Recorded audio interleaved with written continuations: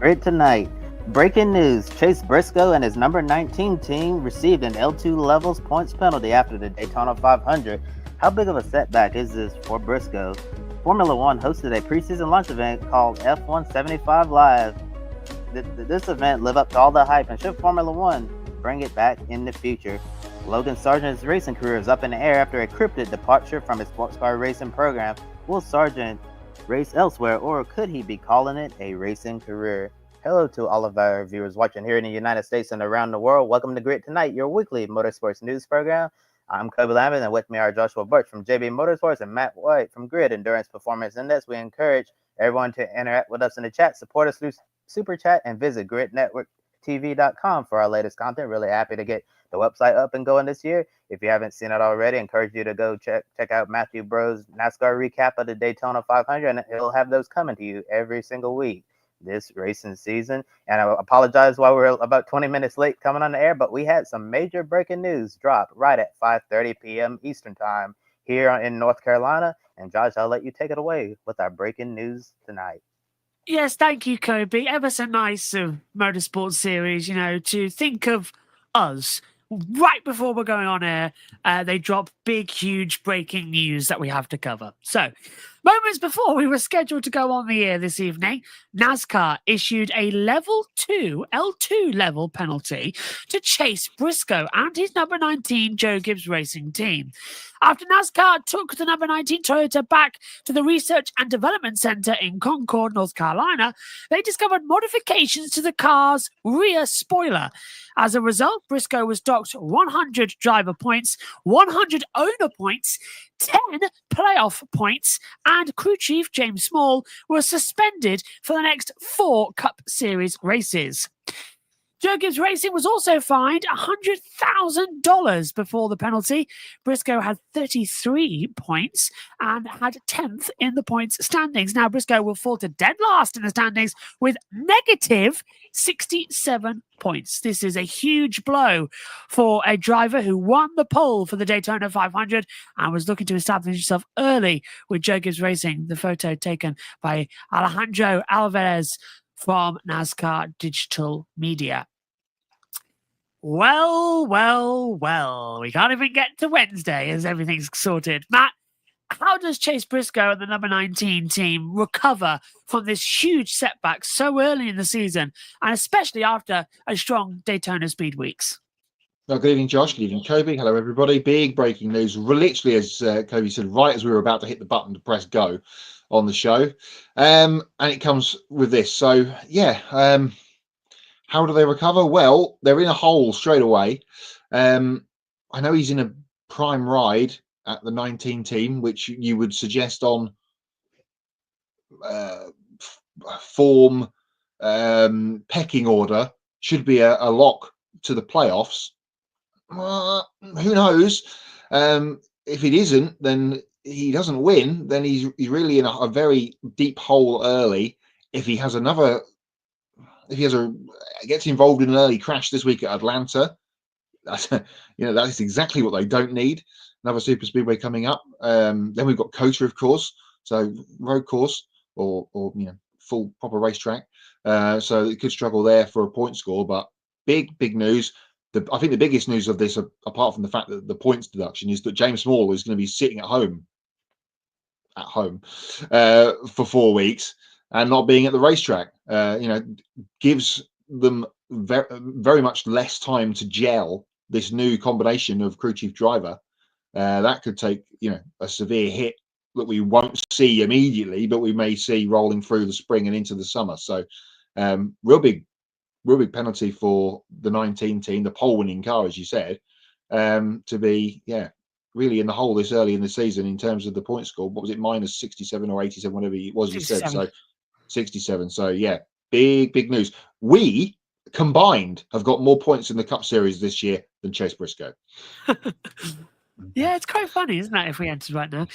Minus 67 is a huge way to come back from. Also, Todd Gilliland and FRM number 34 team and Cody Ware and the RWR number 51 team have been docked 10 points for ballast not in the proper ballast containers for pre-qualifying tech. So we're going to keep an eye on that as we go. Bob Potcrass reporting that the spoiler modification on the Briscoe car was to the spoiler base, where the spoiler base bolts to the deck lid and had been modified. And of course, the spoiler base is a single source part as well. So he's 89 points behind 16th in the standings and the current playoff cut-off position. So it's only after round one, anything can happen to come Interesting through. to know when this was picked up on, because surely that car it obviously went through pre-qualifying tech. Yeah. Then surely it must have gone through another tech. At some point, there would have been one or two of the guys in tech gone, look at this, but don't tell them that this is not right. Well, because if they had all that time to get it fixed, if it had happened, or if it's been modified, that's a loose term to something wasn't right. So is it a finger trouble problem, let's say, or they've actually done something a bit naughty? But at some point, surely they would have been told that this, if it was pre the start of the race on Sunday. Interesting to see if that ever comes out, when it was actually picked up on. Interesting, of course, that it was his for the Daytona 500, his third pole in 145 Cup Series start, second pole in 9 races at Daytona. Lap time was 49.249, speed 182.745 mile per hour. But crucially, of course, it was Toyota's first pole position at the Daytona 500 in 18 attempts since they joined in 2007 with Michael Waltrip as well. So it's sort of tainted now, isn't it? If they knew before coming into it, because that's run qualifying, it's run the Jewels at Daytona, it's run the 500, and you sort of go, well, Toyota have had a pole, but is there an asterisk there now, Matt? I'm not too, to be honest, there are more people in the know than me. I guess he'll keep the pole, but the record books will show that obviously he was the pole position car. Much like Austin Dillon, I guess, at Richmond, he got to keep the win because that's what happened, but he didn't get the things that went with it. So, yeah, I'm sure someone, hello, Mr. Owens, if you're watching, will know whether that stands in the record books or not, or who would it be? It would go to Austin Cindric, wouldn't it? I guess he was the other front row man. So perhaps they shift it. Who knows? But I think he'll keep it as a record of being on pole. Yeah, Austin Cindric was second. His 5th top 10 at Daytona in 8 race starts as well. Ryan Preece started third on the grid, but then was dropped to the rear as well before the race started. So we'll bring you up to date with any breaking news we have as the penalties continue to get applied, if there are any more to come through the NASCAR field before we go off the air tonight.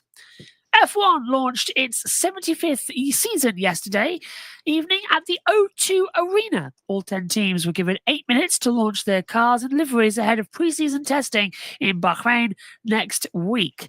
In a first for the sport, Formula One management decided to combine all the car launches into one long evening of entertainment, hosted by comedian Jack Whitehall.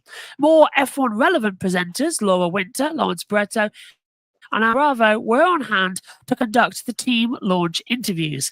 The order went such as Kick Sauber, Williams, Racing Bulls, Haas, Alpine, Aston Martin, Mercedes, Red Bull, Ferrari, and McLaren were the order. Only 2 teams debuted a vastly different livery, being Racing Bulls, who have now settled on the new name as the Visa Cash App Racing Bulls, and Alpine, who seem to have found the missing cans of paint from last year's model. Biggest highs of the night were Lewis Hamilton coming out for the first time in public with Ferrari red overalls and what seems to be FOM openly starting a war with the FIA over the driver's ban of swearing. TV chef and notorious foul-mouthed Gordon Ramsay said, "These athletes push themselves to the extreme. So sometimes when it comes out, let them be real. Let it go. Come on.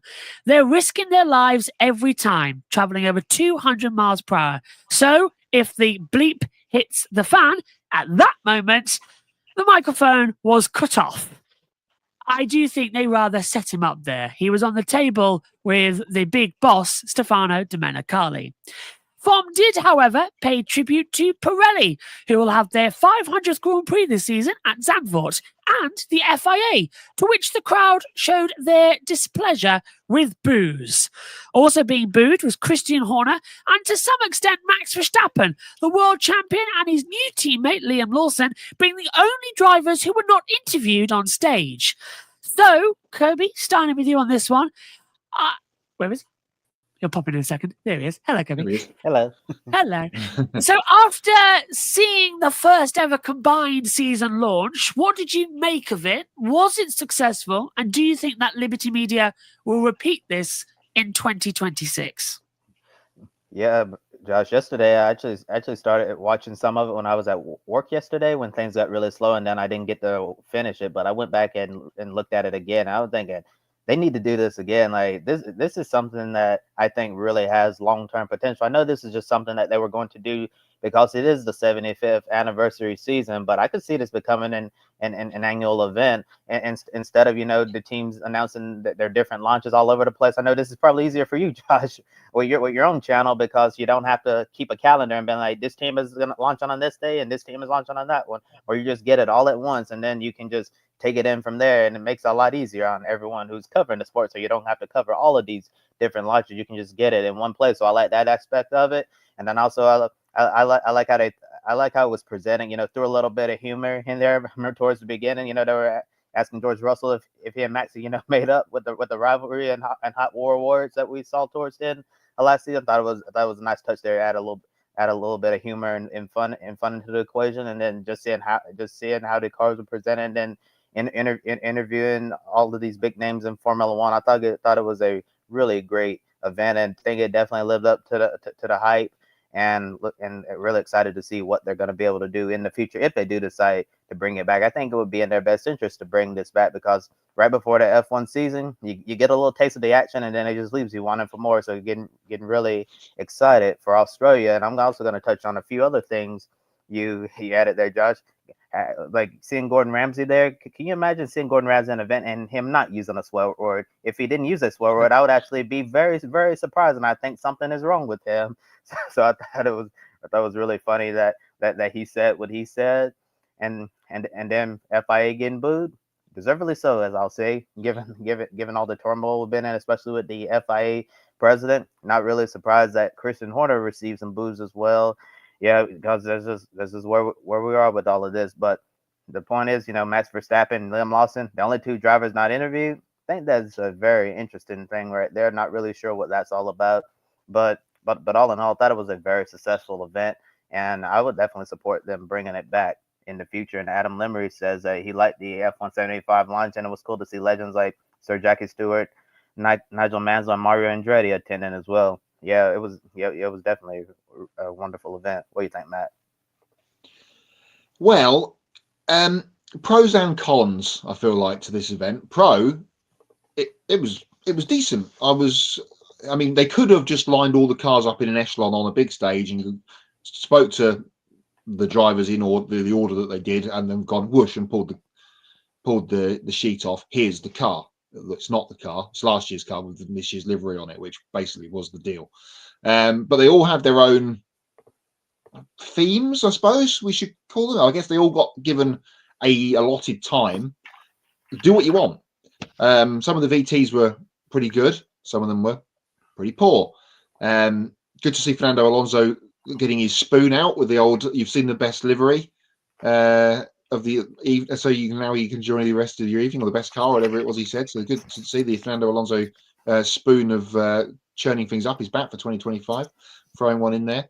I was disappointed with the musical acts. I will have to say, I don't really know what Take That has to do with F1. I'm being honest. They could have had someone like, I don't know, Kasabian or Kings of Leon or someone, Stormzy even. Jamiroquai, yeah, perhaps doesn't quite go with the younger demographic. So you want someone, charting like a Stormzy or Kings Kasabian for a bit of guitar based. So that was slightly disappointing. But overall, really good. It's a shame to some degree that the regulation change doesn't happen for this year, because then we would have actually seen the new cars with the new liveries and the new drivers. Whereas now they kind of have to do that again next year to have that with all the new stuff that we'll see for next season with the new regulations. So some good, some bad. We might cover some more of it off when we get to Hots and Knots later on.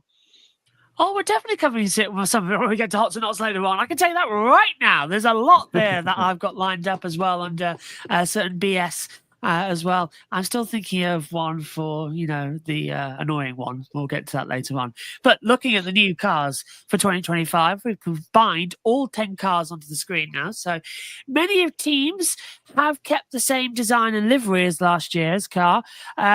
With this being the final year of the 2022 regulations, though, as Matt was saying, we've kind of been expecting that. Williams, though, they do have a new package, as does Alpine. Racing Bulls have gained a lot more tech upgrades from the big sister team, with their car looking more like Red Bull from 2023. But not a lot of changes, sadly, as we look forward to 2026. But as we keep that on, you can see the Alpine getting the paint and RB with the new colours. Matt, starting with you, which team looks the strongest going in to 2025? As a livery package or as a team? Either. Because let's go both. Okay, let's go over to let's go with liveries quickly. The Sauber looks much better than it did last year. Really and that was the first team we saw. I was like, oh, it's different. They've changed. Excellent. That's good. The other Red Bull team, we'll get to that later, looks good with the white. More white on the hatch is excellent. The Alpine will not be that colour for the whole season. You can absolutely guarantee that. It will be all pink for the races in the Middle East like it was last year. Absolutely guarantee that now. So yeah, some good stuff from the liveries and some bad. As a team package, I think we talked about it really towards the end of last year. For last year's championship, we could and should have the big four all going hammer and tong for this last year. That I guess we'll get to I don't know, June-ish, Montreal kind of era of the season, Silverstone-y kind of way, and they will there'll be a sort of a regulation freeze for everybody because they've got to change over to the new stuff for next year. And we've got four teams with some incredible drivers in there that are going to be gunning for the championship. I think McLaren, coming off the back of their constructors win last season, will be very, very keen to be in that fight. Lando's been saying all the right things, I guess, through the winter about he's got to get his elbows out and all this kind of thing. Well, Piastri just sits there looking nonplussed about everything like normal. But once he gets the helmet on, he'll be striving for more race wins. Hamilton in Ferrari red, which is still very jarring to me, is just going to be the whole story of the whole season, really. And what will Liam Lawson do at Red Bull? I mean, there's lots and lots of storylines which we're going to get to, and we'll perhaps talk about them next week on the show once testing starts on Monday down in Bahrain. Yeah, in regards to who's looking the strongest heading into the new season, I think probably going to be the usual suspects. Obviously Red Bull, and then I think McLaren's going to continue to be strong as well. Hopefully Ferrari will have a good performance to start off the season, so we can see Lewis Hamilton succeeding in Ferrari red. And I agree with you, Matt. No matter how many times you look at Lewis Hamilton that Ferrari fire suit, it still looks really weird, and it's going to take a lot longer it's going to take a while for us to really truly get used to that. Even back several years ago, it was weird. After seeing Sebastian Vettel in the Red Bull fire suit for so many years, it was really hard to adjust the odds of him being in a Ferrari one.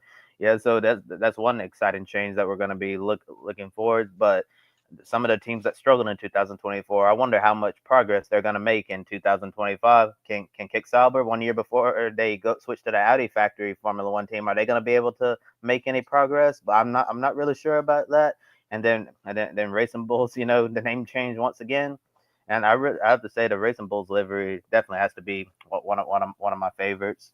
I think the added white on the livery is a nice touch there, and you see a Red Bull car, it looks basically the same as it has been for the longest time. But yeah, really looking forward to seeing what the Formula One season is going to be like in 2025. Because last season, as the Red Bull car started to fall off, we really saw some really good action, towards the front of the field and even in the midfield as well. And hopefully that will continue this year, and we'll have a real championship battle on our hands at the front. very much looking forward to making my predictions next week, as we all do. It's sort of become a tradition. Last half hour of the test day on day 3, we all write down our 1 to 10 of the Constructors' Championship and see who's going to be the closest at the end, and then we write down who's going to be world champion. Ed Hunter says, I repeat what I said in the stream. It felt like F1 changing itself to fit showbiz needs rather than showbiz shifting to fit F1 needs. Still what it felt like last night as well. It was quite entertaining. And if you want to watch mine and Ed's and Josh T's reaction, that's on JB Motorsports' Twitch channel as well. We've saved it, so it's permanently there. We can't get it on YouTube though. But hey, it's for the casuals. It's nice to have. And a small team like Sauber gets way more attention than it would otherwise. Quite true. Kobe, you did mention earlier on how it would be easier for people like me to have one stream. Couldn't broadcast it on YouTube, had to shift to Twitch. Personally, liked it. Don't want to see it again. I'd rather have the individual teams. I'd rather be sat here bored stiff than being able to talk to viewers than having to sit through that for another 2 hours, if that makes sense. I'm old school. I'd rather go and freeze, my legs off in the field somewhere watching glimpses of a Mercedes or something. That's to me what I'd like to do. Anna says, like Sauber, schemes for 2025 for me, Ferrari and McLaren will challenge Red Bull. Red Bull are done. Let's get that away. Red Bull are done. VeeKay delivery was great. Shame I had to sit through the cringy video they did with Muna as well. Yeah, that was terrible. That was really I never want to see that again as well. But Red Bull are gone. I don't think Max is going to be as strong. I don't think to me, it's going to be Mercedes, Ferrari, and McLaren. I think Red Bull are going to drop to 4th in that list. After that, I'm thinking it's going to be Alpine, Williams, Haas. I think Aston Martin are going to be at the bottom with Sauber because I don't see that being as competitive. So that's my early predictions for it as well. A lot of it reminded me going to the London Prix where they always have a concert at the podium pre-race as well. Yeah, it did feel like it was very much a podium sort of, let's get some singing acts on. And to your point, Matt, they were completely not the right choice as well. For some reason, Take That were on. And they didn't even sing Let It Shine. And they also were at the BAFTAs on Sunday. So they've had a busy week, the boys, and they're getting on now. They need to sit down for the rest of the week. Gary, Mark, and Jason, bless them. It confused me, actually. They sang their big one, was it? Yeah. Only 24 hours ago. I forgot it now. Greatest Day. That's it, yeah. But doesn't Robbie used to sing that bit and Gary did it, and it confused the mind boggled with me. By the way, if you wanted the swear counter, it was $10,000 to Gordon Ramsay, $50,000 to Edward Hunter, who got about 9 swears in throughout that as well. But we docked him some for 5,000 because it was only cheeky. So more swearing to chat in Hots and Knots later, but not from Formula One. No, it is not from Formula One. It's from somewhere close to home. Mind you, I think what Formula are doing with the celebs for the Evo session thing in Miami. Are we even covering that? I'm not doing it. It'd be more cringy. Yeah. I want to cover it, but I sort of want to pretend and close my eyes and pretend that Formula thing in Miami is not happening. Anyway, we'll move on to the next story. According to IDEC Sport, ex-Formula One driver Logan Sargeant has decided not to compete with them this season in the European Le Mans Series. Sargeant was set to drive the number 18 LMP2 prototype alongside Jamie Chadwick and Matthias Javier as well. Now, IDEC Sport says that Sargeant is stepping away from the sport to pursue other interests and wishing him the best in his future endeavours. In his post-F1 life, this could have been a great opportunity for Sargeant to get his racing career back on track in sports car racing, competing for overall wins and potentially be in line to become a factory driver for the Genesis Magma Racing squad. However, at the time of our live broadcast, Sargeant hasn't put out any official statements to give us some more clarity on this situation. As my script is changing right in front of me. All right. Can you carry on? Several years ago, Sargeant's had an older brother named Dalton Sargeant who was trying to make a career in NASCAR. Dalton won 4 times in the ARCA Menards series and finished second in points in the 2017. When 2018 rolled around, Dalton got a full-time ride in the NASCAR Craftsman's Truck Series, but didn't complete the full entire season. After Dalton ran his final Truck Series race in 2018, he stepped away from motorsports completely and dropped off the radar. Photo courtesy there of Maya Shank Racing. Matt, have you been changing my script again? No, sorry. That I saw something. I wanted to quickly try to edit it before you got there, but I ran out of time. I just changed right in front of me, completely took me off cue. Kobe, starting with you on this, but though, what did you make of this new development regarding the future of Logan Sargeant's racing career?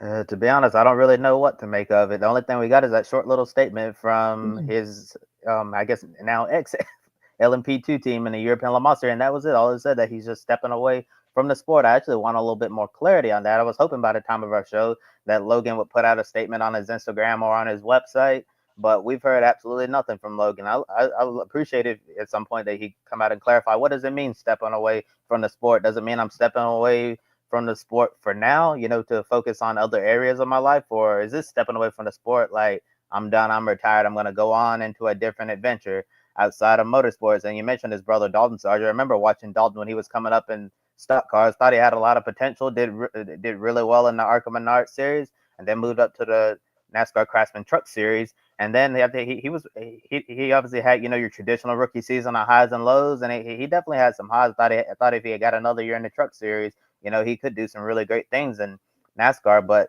we saw him not even complete his rookie season, as you mentioned. And then Dalton Sargeant just fell completely off of the NASCAR radar, and we haven't seen Dalton Sargeant enter another NASCAR race, in several years, or even hear about him racing in absolutely anything. So I wonder, based on what we've know so far about the Logan Sargeant situation, could he be following the path of Dalton Sargeant, his brother, and just completely stepping away from motorsports? Yeah, and like you were saying, Josh, at the time of our broadcast, nothing on Logan Sargeant's website about this, and nothing from his social media handle. So it's honestly just a big mystery of what's going on with Logan Sargeant. When it was announced that he pulled out from this opportunity in the LMP2 class in the European Le Mans Series, I thought, given the rumors about Connor Daly's sponsorship situation at Juntos Hollinger Racing, I immediately thought, I said, could Logan Sargeant potentially be going to the IndyCar Series to replace Daly if, the sponsorship with Polka Dot, doesn't work out? I thought that would be a natural fit for him. But when they're talking about stepping away from the sport, that was kind of cryptic there. So I kind of, like I said, kind of want a little bit more clarity on that situation. But yeah, I actually looked at his website right before, 1 hour before we come on the air tonight. And strangely enough, last week on his website, they were talking about the European Le Mans Series, and it seemed like just as late as last week, he was committed. They were talking about like all the different tracks and like what Logan would be doing in 2025. And then you see an article on racer.com saying he's canceled his 2025 racing plans altogether. So your guess is as good as mine. We'll continue to follow this situation here at Grit Network, and if we get an update on in the future, we'll definitely talk about it here on the Grit Tonight Show. Yeah, hopefully Logan puts something out before next Wednesday and we can follow up on it. He hasn't tweeted anything since the 1st of December 2023, so it's been a while. Just looking at his kind of racing history, in 2020, of course, the COVID year, he came third in Formula 3 with Prema, was in the fight for the championship all the way down to the final weekend. Then in 2021, he dovetailed a Formula 2 championship sort of part season with some races in the European Le Mans Series and won twice. So when this was announced that he was going to be doing this, I was right. He's already got experience with the championship and the car, relatively speaking, the car, a different team it will be. This is a great thing. And we talked about it, I think, before Christmas, just after Christmas, when Jamie Chadwick was announced to be his teammate. Great. That's a great move. That's going to be a cool team to watch, see how they progress. And now it's all finished, perhaps. Well, the other two drivers will be there. They're interesting to see who they find to replace Logan.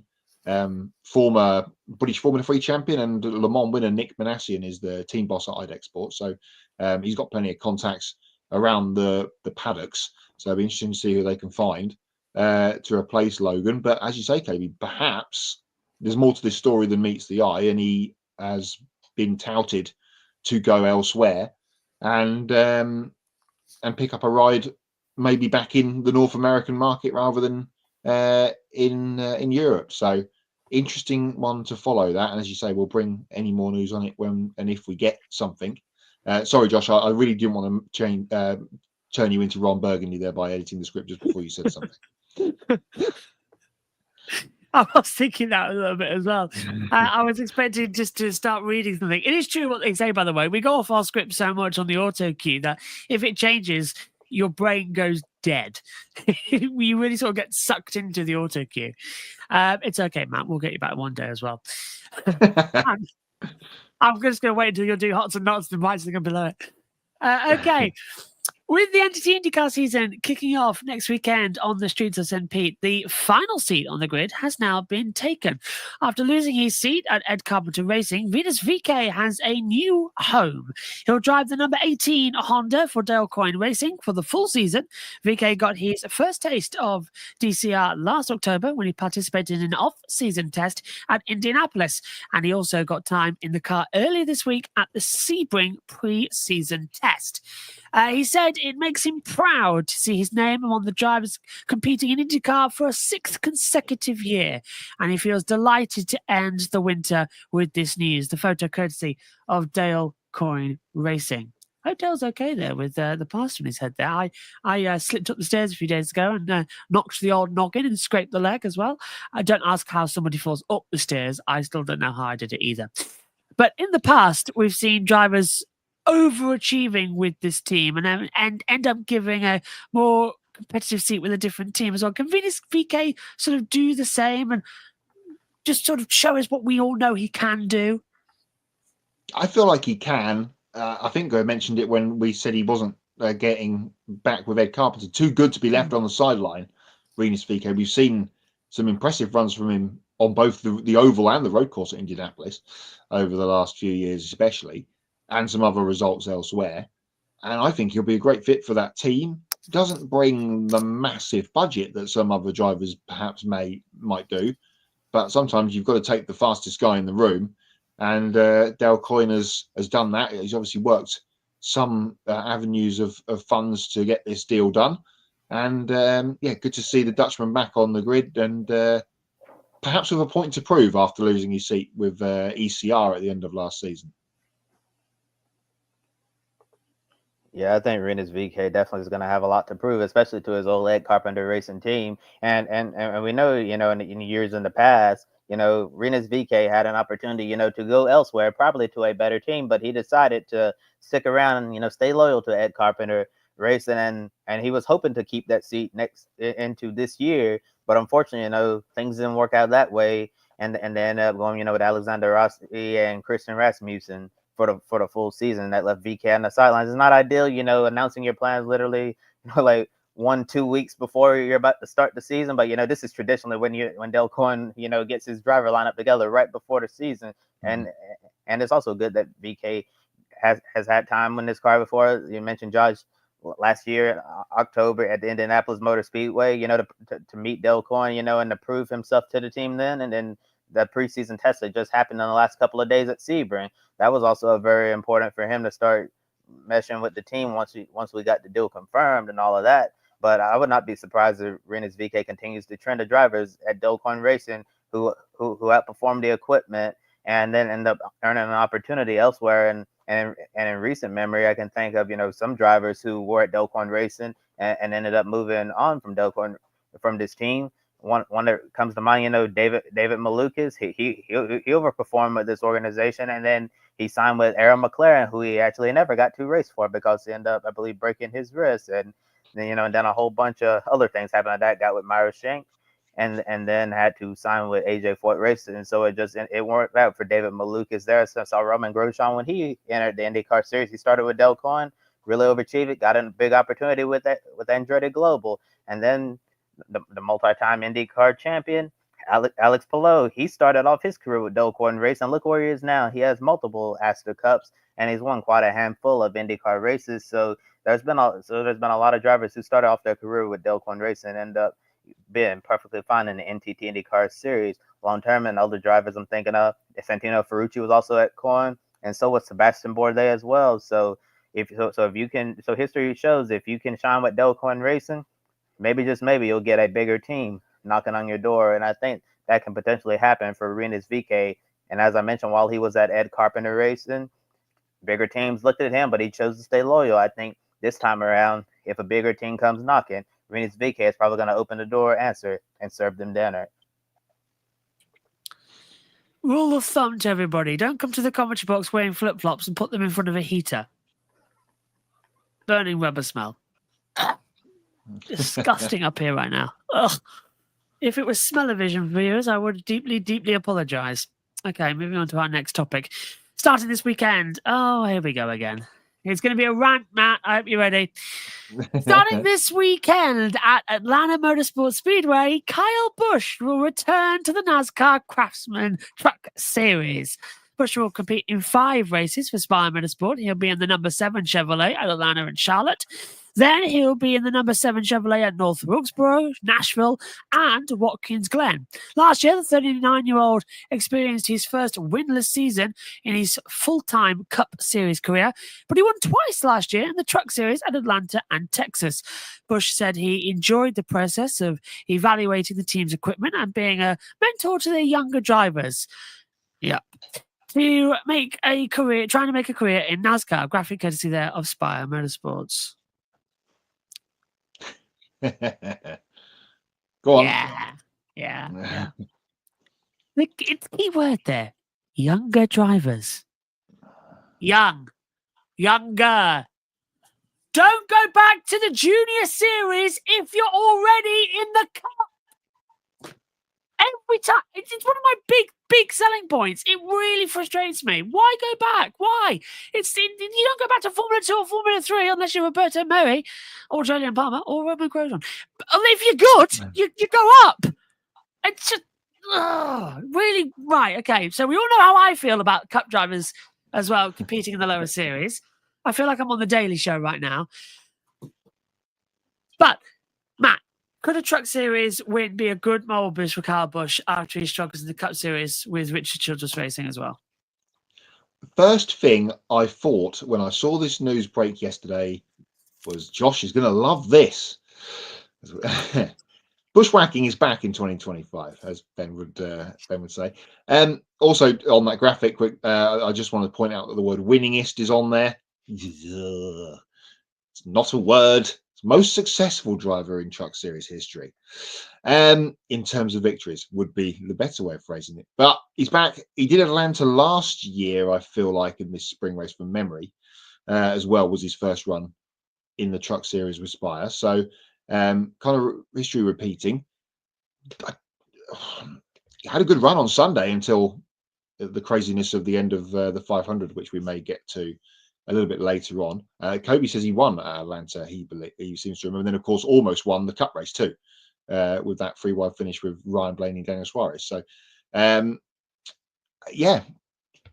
cash money is the name of the game, Josh, I'm afraid. And when you want someone to try and improve your stuff, you go to a Truck Series champion, and as I said, the most successful guy in the terms of victories to help Spire progress their truck program. So at least it's not what it used to be when we'd have 20 guys from the Cup Series entering Xfinity races and whatnot every single week back in the 90s. Here is Ben. He says that Kyle Busch kid has potential. I think he has the chance of the Cup Series success in the future, maybe 63 wins and 2 Cup titles. Stay in Cup, says Josh. I'm just going to hold this banner there. That's my thought on this. Stay in Cup. There. I'm Joshua Birch, and I approve this message. Oh. Just why? Right. I'm going to go and have an existential crisis. Yes. I'm going to have a lie down. Here's Matt with the latest of the Grid EPI update. Thank you, Josh. And we go to Abu Dhabi for the Grid Endurance Performance Index update this week for the final 2 races of the 2024 and 2025 Asian Le Mans Series Championship. 2 4-hour races as it was last weekend at Dubai. This week they'd crossed the border to Abu Dhabi and did the same thing. 2 races of 4 hours, one Saturday, one Sunday. Let's start with Saturday, where Algarve Pro Racing won again. Michael Jensen, Malfi Jakobsen and Vincenzo Rinicella getting the victory in the number 25 Algarve Pro Racing car in LMP2. That were the overall winners as well. In GT3, it was a win for Porsche. Ryan Hardwick, we may know his name from the IMSA paddock over the last few years. He was aboard the Manthey EMA Porsche there, along with Ricardo Pera and Richard Leitz. They finished 14th overall and were the winners in GT3. And in LMP3, another win for RLR M Sport. with Nick Adcock, Ian Aguilera, and Chris Short getting the victory, 10th position overall on Saturday for them. On Sunday, we had a different team win in LMP2, and that was AF Corsa getting the better of Algarve Pro Racing. And that was Francois Perrodo, Mathieu Vaxivière, and Alessio Rivera aboard that machine, winning on Sunday in LMP2. GT3 again was won by Porsche, the other Manthey car, the number 10. There it is. 13th position overall for them. Antares Owl, Klaus Bachler, and Joel Strum aboard that car. And the LMP3 race was won by High Class Racing, finishing 9th overall. Mark Patterson, Anders Fjordbach, and Thomas Kiefer aboard their car for High Class, getting the victory in LMP3. Champions, there is the number 49. That was the LMP3 winner on Sunday. That means the championship's wrapped up. And we can tell you that Antares Owl, Joel Strum, and Klaus Bachler, who had that Porsche win on Sunday, were the champions in GT. LMP3 champions, although they didn't win too many races at the back end of the season, they won a couple at Sepang pre-Christmas. Jens Muller and Theodor Jensen, so congratulations to them. And that Jakobsen Jensen at Rinicello combination winning 4 out of the 6 races in the Asian Le Mans Series Championship this season, getting the victory in the championship in LMP2 for those guys and Algarve Pro Racing. The Grid EPI takes a break this week. No scoring races coming up this weekend, but we will be building up to Qatar next Friday for the opening round of the 2025 World Endurance Championship. That is our next EPI race, race 9 of the season, of, as my phone disappears from underneath, be 159 races in the scoring tally for this year. There will be race 9 at Qatar next, and then race 10 is the Sebring 12 Hours. So 2 big races coming up over the next couple of weeks. Congratulations again to those guys at Algarve Pro Racing on screen there. And it's a week off for the EPI, and as I keep mentioning, we'll have the first update on first leaderboard for you on our first show in April. A few more headlines to come your way, and here is Kobe with those. Thanks, Matt. Time for some more motorsports news from around the world. We've talked a little bit about the European Le Mans Series, and now here's some more ELMS action. After the team won last year's LMP2 title in the European Le Mans Series, AO Racing and TS Sport will continue working together this season. A number 99 prototype featuring Spike the Dragon will compete in all 6 ELMS races, which kicks off on April 6th with the 4 hours of Barcelona. PJ Hyatt, Dan Cameron, and Louis Delatras will drive the car in a dual LMP2 program for AO Racing. The team is also running a number 99 in the IMSA WeatherTech Sports Car Championships LMP2 class with Hyatt and Cameron for the full season. Team principal Gunnar Jeanette said after despite the Dragon livery received positive feedback from fans last year at Le Mans, the team is looking forward to seeing him at all the tracks on the ELMS calendar. Graphic courtesy of AO Racing. The Harder Racing team finalizes GTD driver lineup for the full IMSA WeatherTech Sports Car Championship season.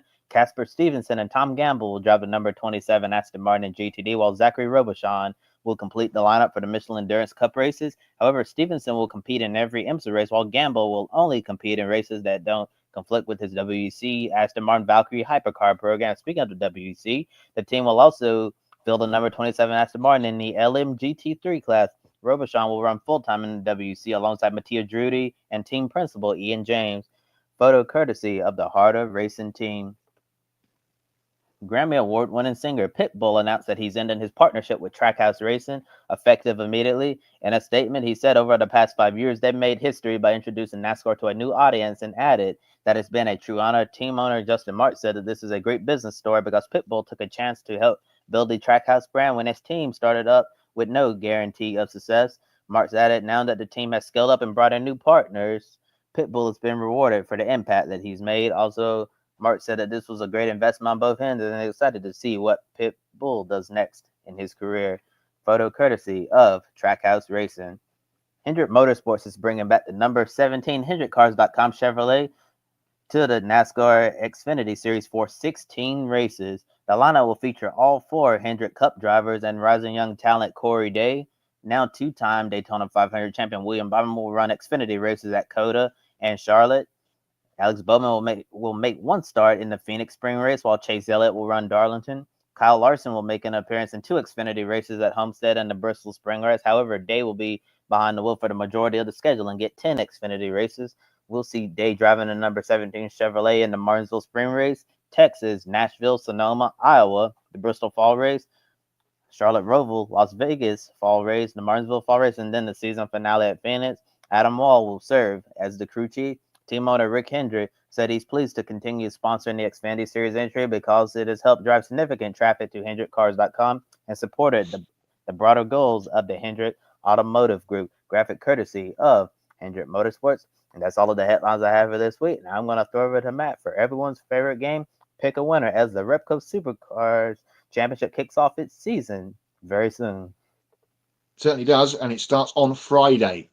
Prior warning, there is a Supercars race on Friday, Australian time this week, because we've got 3 races from Sydney Motorsports Park this weekend to start off the season. They had a test day earlier on in the week, and they will reconvene at the weekend for the races. Friday, Saturday under lights, and Sunday for the start of the Repco Supercars Championship. There is the leaderboard, and I'm still top. I managed to pick up another point at the weekend. Thank you, Ollie Rowland. And that keeps me 1 point clear of Adam, who I know is very excited for the start of the Supercars season at the weekend at SMP. We're going to pick our Friday and Saturday race winners on the show now. And I guess I get the opportunity to start it off. I am going to go with the champion. I think Will Brown continues to run amok, and he will win at least 2 of the 3 races at the weekend. I'm going to pick him for both Friday and Saturday at the weekend at SMP. Guys, who are you going with? Well, I think if you want to get at least 1 point this weekend at the bare minimum, you got to go with the reigning Supercars champion, Will Brown. I'm going to copy him back. I think Will Brown is going to win at least the first 2 races, especially after that lap he laid down, during the test session. I think that was certainly a statement lap that Will Brown said. I think Brock Feeney, his teammate's going to be very strong as well, but I think the season is going to start off with Will Brown winning the first 2 races of the 2025 Supercars season. And Adam Lemery says he believes Will Brown is going to win race 1, and then race 2 to Brock Feeney that will get Triple Eight off to a strong start. Who you got, Josh? Well, I was always hoping on you two to help me with the Supercars as per normal, but Triple Eight just looked very good in the preseason tests, and I'd suppose I'd be a fool not to agree with you two and go for Will Brown for the 2 and try and pick up some points and get myself higher up on the board. I've got 1. We've got World Superbikes this weekend as well. It's going to be fun. So that's where my eye is drifting to. And I haven't yet thought of Atlanta after last year's 3 finish at the line. Anything can happen in Atlanta. I can't wait for that one. I'll wait until after I see time trials for that. So get your picks in. Use the hashtag pick a winner on across social media for 4 points up for grabs this weekend. As Josh mentioned, Atlanta Cup race on Sunday. And hopefully it's on Sunday. It doesn't get rained out. More on that in a moment. And 3 Supercars races from Sydney Motorsports Park. That means you could be on 0 points now and be above me in the leaderboard come next Wednesday. Fingers crossed that doesn't happen. Right. Pick a winner done and dusted. All of the news stories done and dusted. It's time for Hots and Knots. We've trailed towards this all show because we wanted to talk about F175 live. I think, Josh, what we'll do is we'll do F175 as one half of Hots and Knots and then do the rest. I think that's probably an idea. I think we would probably combine Hots and Knots together for this, can't we? Yeah, it's pretty much easy for this bit with the F1, isn't it? Go on, you can go first because mine's going to be here all day. Concept tick. Knowledgeable crowd tick. To Ed's point earlier about it being celebrity and all that kind of thing, it wasn't for us. It wasn't for us. But I enjoyed it. I thought it was going to be awful, but actually it wasn't too bad. I liked it. The only we really got to pick fault with the production. They left Martin Brundle's microphone turned on after the McLaren bit when they should have turned it off. Did they? What did he say? Off the stage, he went, "Oh, that went well, didn't it?" Like, or we nailed that, or something along those lines when he still had his mic on. Social media will probably say all season now that Martin is biased towards McLaren because he did their launch. Martin drove for them, so he did. Yeah, he was on their table, along with Damon Hill. I think was on that table too. Yeah, Jill was there. Along with all the other legends. The legends, including then as well, Jean Alesi and David Coulthard. we've John got Lacey, yes. massive world champions, and you've got John Alesi and David Coulthard. It's like, two of these things don't belong at this very table. Which one's which? I said about Sauber, I thought their livery was cool. V-Carb. Should we talk about V-Carb? Let's talk about VCAB because it's a knot, isn't it? The livery's good, but other than Livery's that, great. and it's not Isaac Hadjar. Yeah, what is it? It's Isaac Hadjar. That's what Alex Jakes has always said. I'm going with Isaac Hadjar.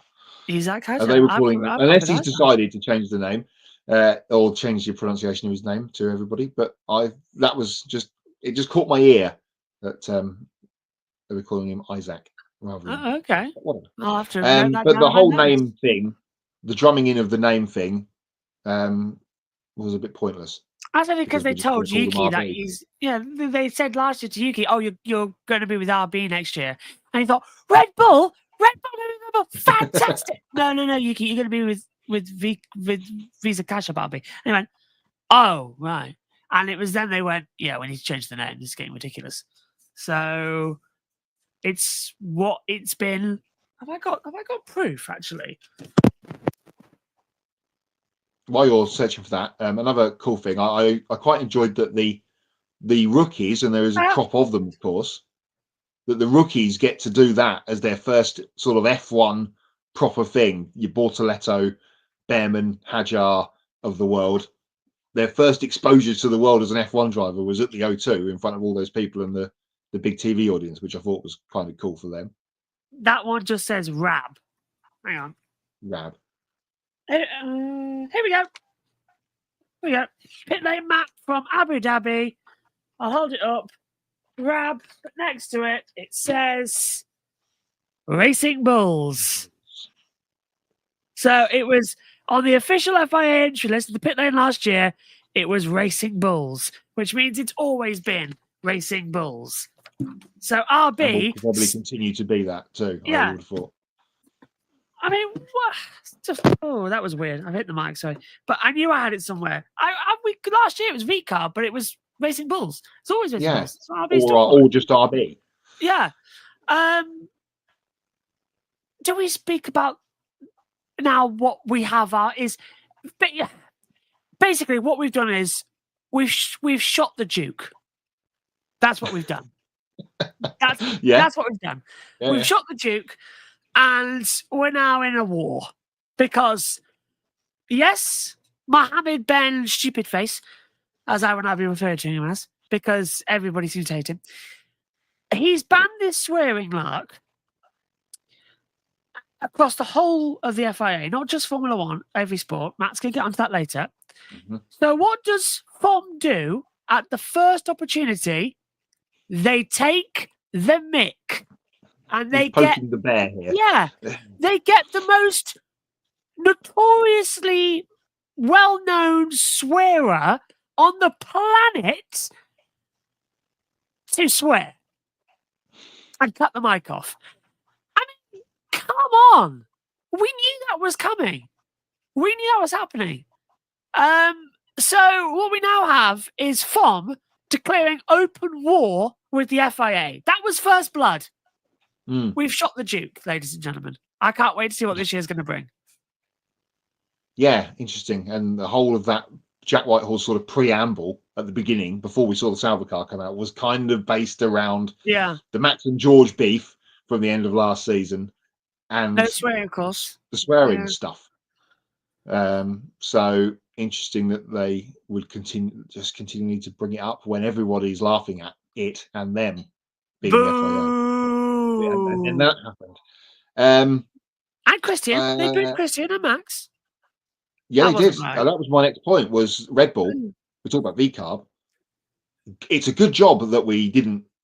This wasn't next year, and it's a brand new car. Because did anyone else catch a glimpse of the 2025 Red Bull? The car. It looked shocking.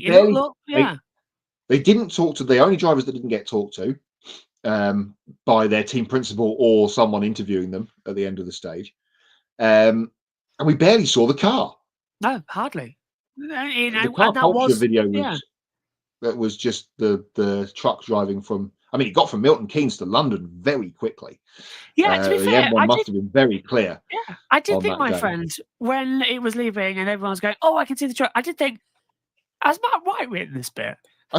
It's Tilbrook. I know where that roundabout is. Exactly. And when it got to the I was lights, I round there thought, yesterday. yeah, Yeah, I and then was thinking and it. then suddenly it was on Tower Bridge. Do you So not live in London? Milton Keynes represent. But yeah, I don't know. That was a bit silly. As I said earlier, Lewis in red is still jarring. But they've had the car out, haven't they, today at Fiorano? So they're already full steam ahead with Charles and Lewis, and of course, as reported through, I think it was Autosport tweeted it or Facebooked it earlier on today.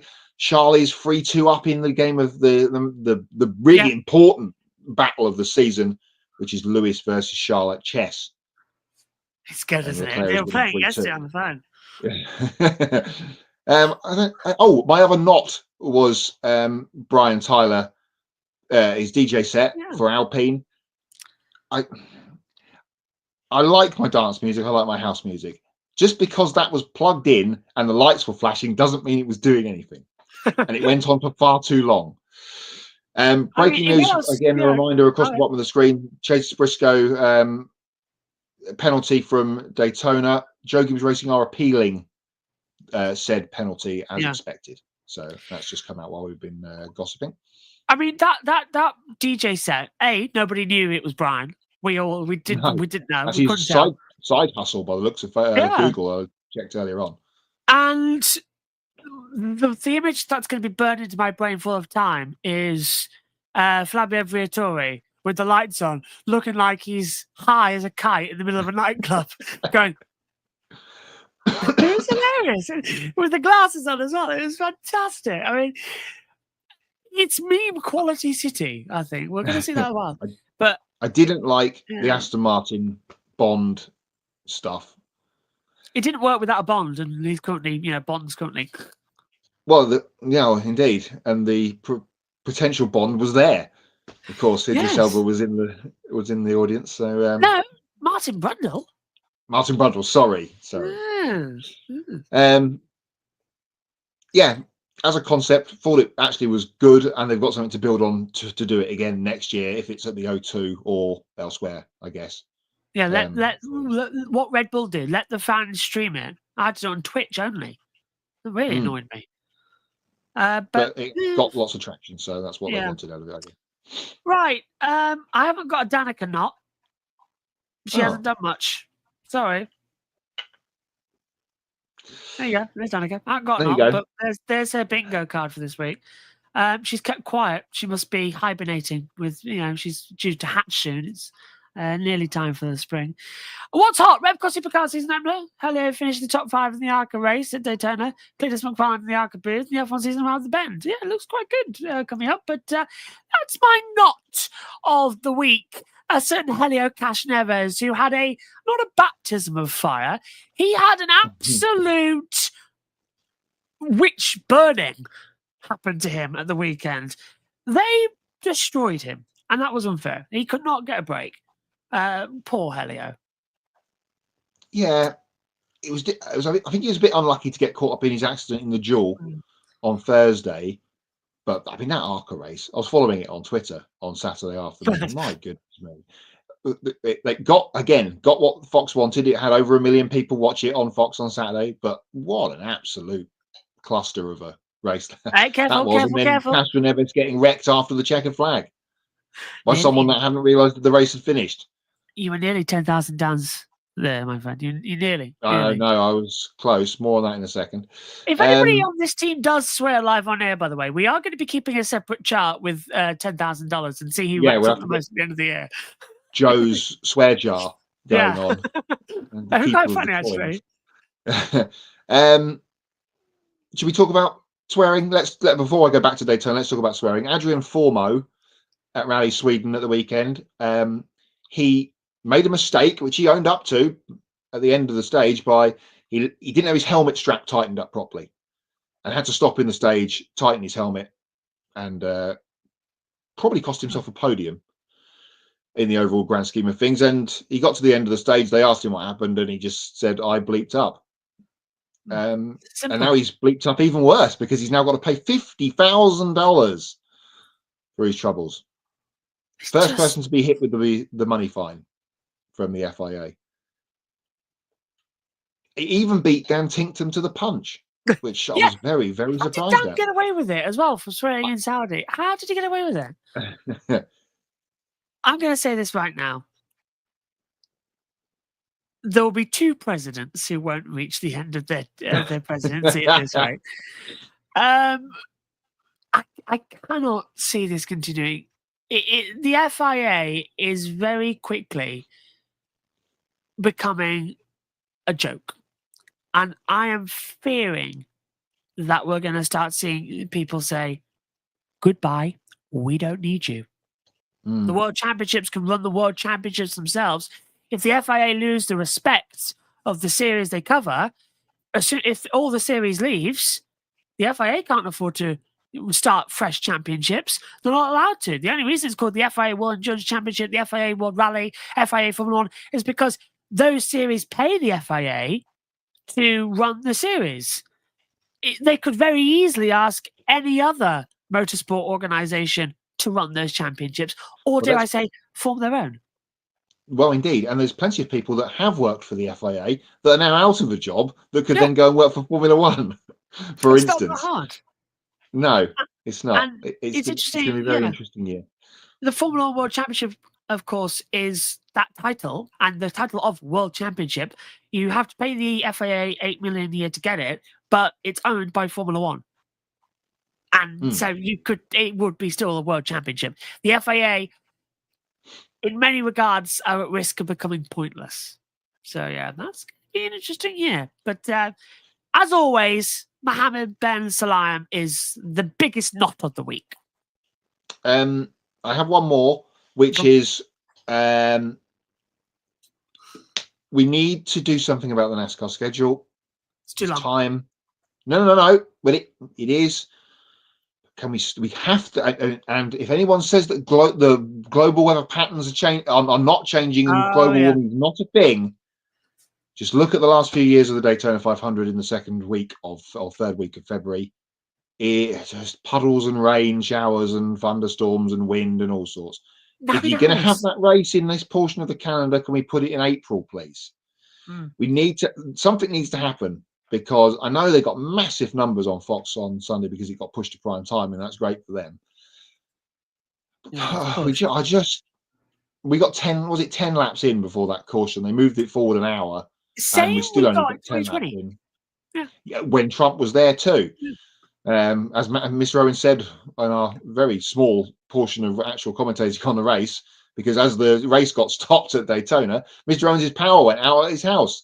So we got taken straight off the air because he had a power cut for some time. Nobody texted me. Well, I could have taken over for you. No, well, we were all, there was nothing to talk about, was there? So, so Matt and Jackson jumped back in to finish the race, and I only got to commentate on 10 laps. So I'm looking forward to the weekend because that means I might get to do a full race, which is quite exciting. Might. You said might. What's going on with this weather now?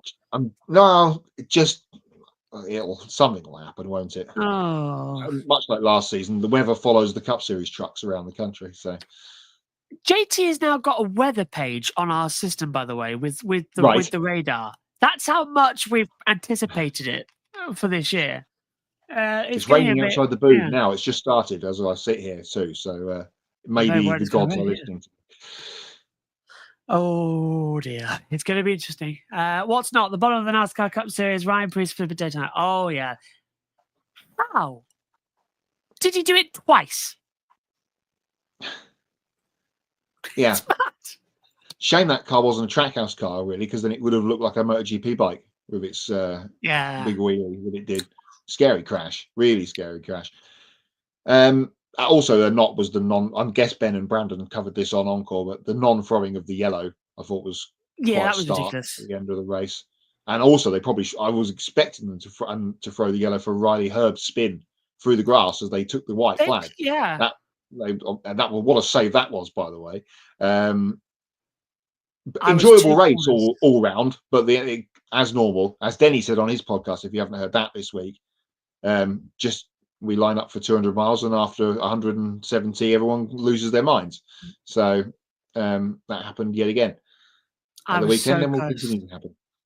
I was 2 corners away from a pick a winner point with Denny Hamlin. So close. I regretted that choice after, what was it? The second red flag. He was right at the bottom, wasn't he? Yeah, he had the incident in turn 2, yeah. Yeah, so I was regretting my choice, and then he fought back to win. I'm out of hots and knots.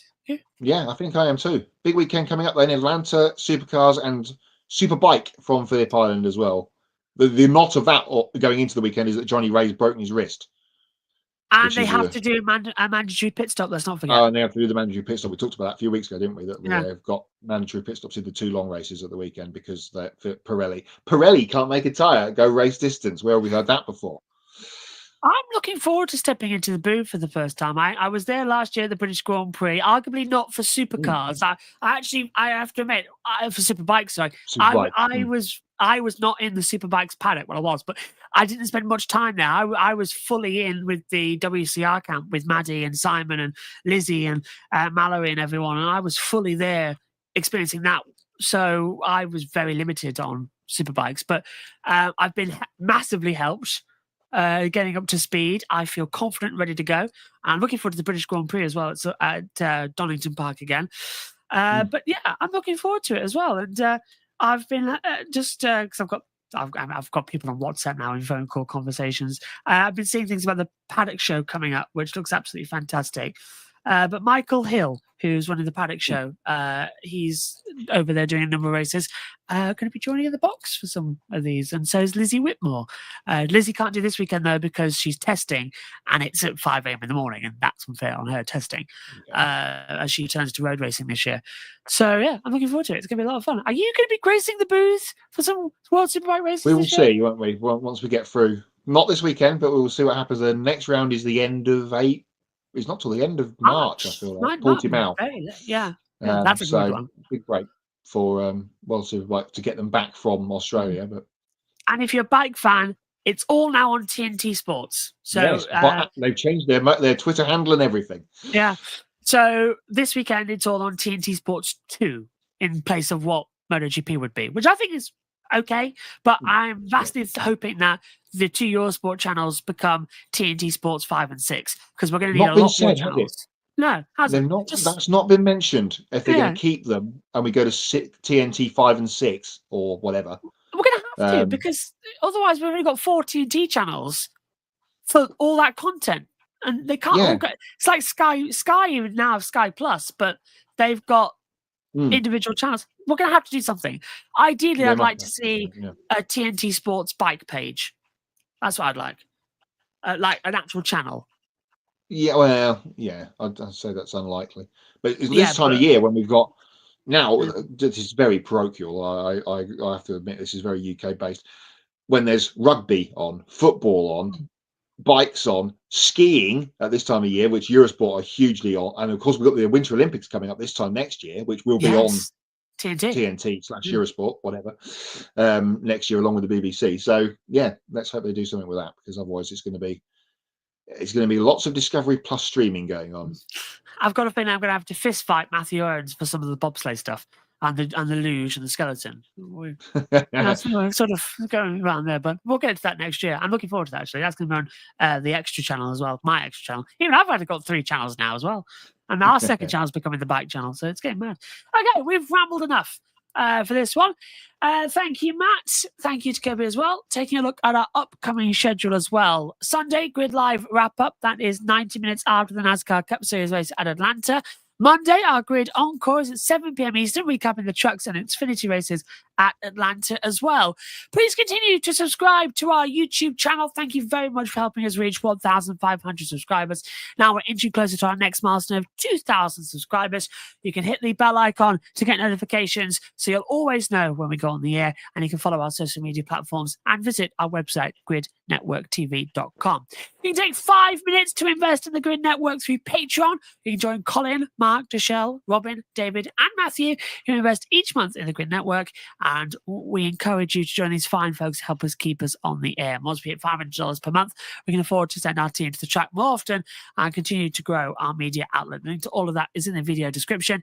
And if you want to make a one-time donation, you can click on the Buy Me a Coffee link, get your name on the board, and invest as much as you want. And you can consider buying a specific on-air personality a cup of coffee, and they'll thank you on the air.